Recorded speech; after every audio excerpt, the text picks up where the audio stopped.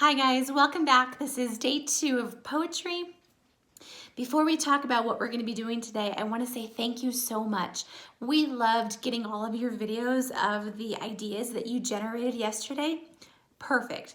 You guys are experts at so many different things. So don't lose that list.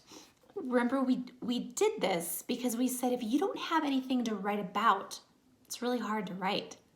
So the reason why we created this list is to give you lots of different ideas for future writing projects.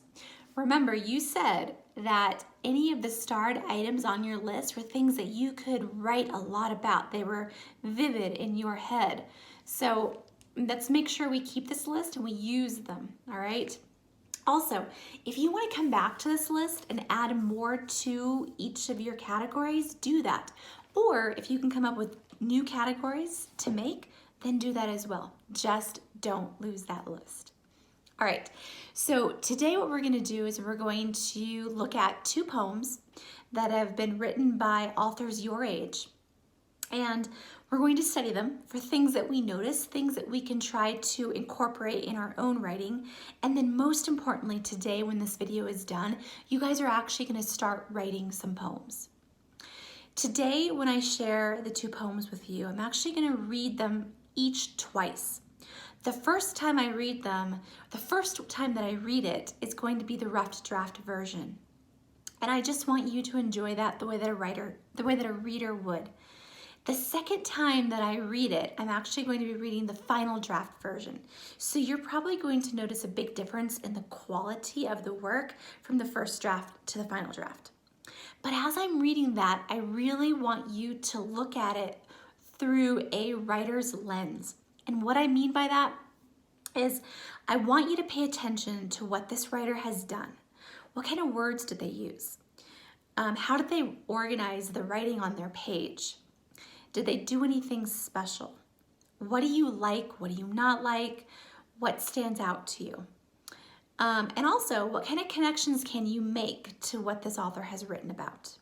All right, so let's go ahead and take a look at our first poem for today. Our first poem today is called Bad Days by Rebecca. My mother forgot to wake me in the morning. I was late for school and forgot my homework. My teacher gave me detention and everybody laughed. My friends deserted me and my little sister embarrassed me. Oh, I should have stayed in bed, I said. Remember that this is Taylor's rough draft. Here's what her final draft looks like. Bad Days. Reminder, as I'm reading this, I want you to look at it with writer's eyes. So look for words that stand out to you. Look for things that this writer has done that you really like or things that you can relate to. Bad Days. My mother forgot to wake me in the morning. I was late for school and forgot my homework. My teacher gave me detention and everybody laughed. My friends deserted me and my little sister embarrassed me. Oh, I should have stayed in bed, I said.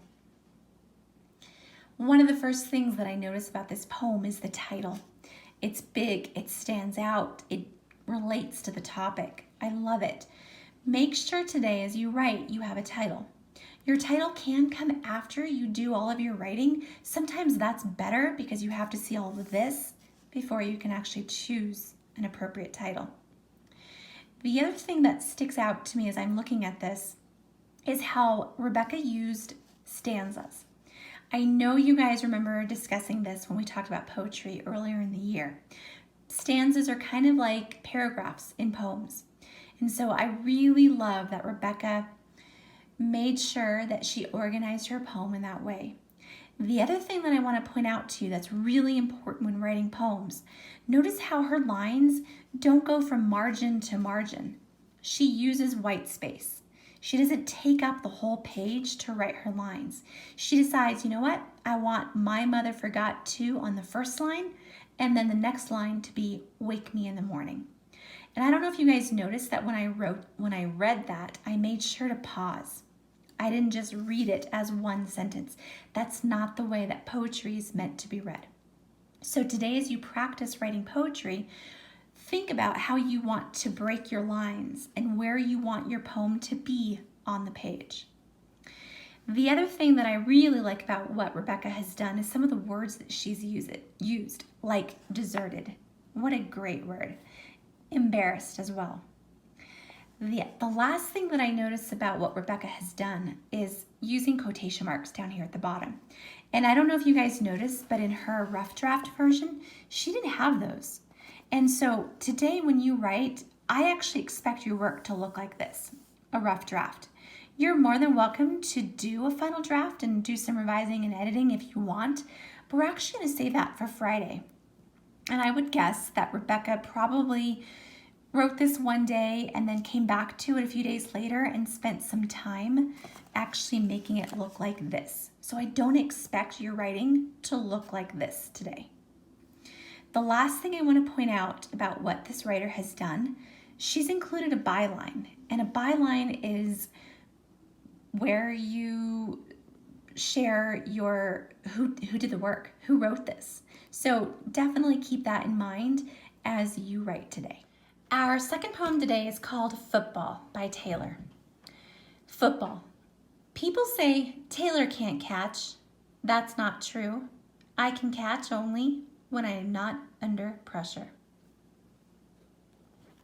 Here is Taylor's final draft. Football. People say Taylor can't catch. That's not true. I can catch only when I'm not under pressure. The first thing that I notice about this poem is the difference in the line breaks between this version and their rough draft version. Do you see how between this version and this version, Taylor has chosen to put some of the words on different lines?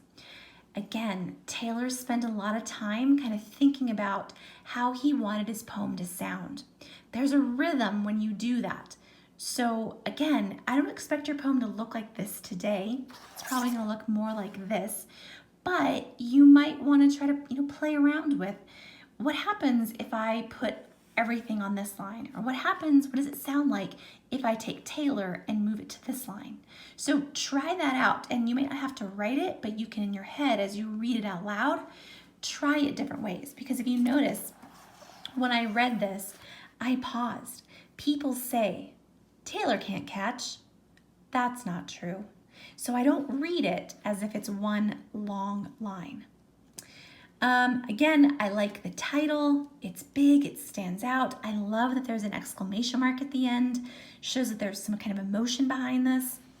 And once again, I really like the word choice. I think my favorite part of this poem is these bottom two lines. When I'm not under pressure. I can totally relate to that. How many times have we done something that, whenever we do it, we feel all this pressure, and then it makes it 100 times harder to do because we feel all this pressure. So I can totally relate to Taylor when it comes to that. So as you write today, I want you to think about, do you do something where you feel that pressure? Or could you just write about football or soccer or baseball or dance or any sport or any activity that you play? Once again, this person has used quotation marks. I think that's just a coincidence that they had quotation marks. Your poem may not have that. Remember, if someone's speaking, then of course you want them, but that all depends on what you put in your poem. I also noticed on this poem and our previous poem that there are some illustrations, so you can definitely illustrate when you are done writing. Okay, so we took a look at two different poems today, Bad Days and Football, and we noticed a couple different things about the poem. First off, that a lot of times poems have line breaks and stanzas in them, those paragraphs. So again, remember today when you go off and write, try to incorporate that in your poetry. Can you add stanzas in your poems? The other thing that we noticed with the poems, especially for today, was that they don't have to be incredibly long. Poems come in all different shapes and sizes, and the poems that we looked at specifically today were on the shorter side, and so that's okay. So keep that in mind. You're more than welcome to write longer poems if you want to, or you're more than welcome to write some of the shorter poems as well. We looked at word choice. We looked at quotation marks. As you work today on your own, come back to this video and think about what are some of the things that you saw in the poems that we looked at today. What do you like, and how could you use that in your own writing today? All right, so grab your list or write about football or soccer or dance or anything that you do. Write about your good days, write about your bad days, anything like that. All right, when you're done writing today, remember, about 25 to 30 minutes of you writing. If you finish one assignment or you finish one poem, go ahead and try another poem. Give it a shot. Then, most importantly, when you're done today, take a picture of one of your poems that you wrote today and then do a recording of that and share that with us through Seesaw. You guys are awesome. You're amazing writers. We cannot wait to see what you produce today. If you have any questions or you need a thinking partner, make sure you reach out. I am always here. I'd be more than happy to help you out. All right, guys, good luck.